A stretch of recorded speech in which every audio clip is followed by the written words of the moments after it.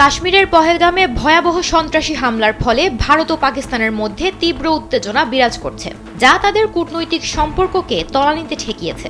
পরমাণু শক্তিধর এই দুই দেশকে এমন পরিস্থিতিতে জাতিসংঘ সর্বোচ্চ সংযম প্রদর্শনের আহ্বান জানিয়েছে। জাতিসংঘের মুখপাত্র স্টিফেন ডুজারিক বলেন, জাতিসংঘ উভয় দেশের সরকারের কাছে অনুরোধ করছে যেন তারা সর্বোচ্চ ধৈর্য ধরে। তিনি আরও বলেন, ভারত ও পাকিস্তানের যে কোনো সমস্যা শান্তিপূর্ণ আলোচনার মাধ্যমেই সমাধান করা উচিত।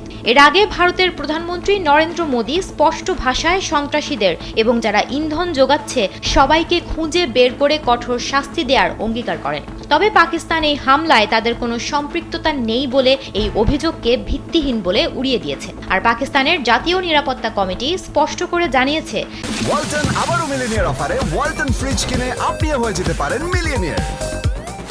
যে পাকিস্তানের সার্বভৌমত্ব ও জনগণের নিরাপত্তার বিরুদ্ধে যে কোনো হুমকি কঠোরভাবে মোকাবেলা করা হবে।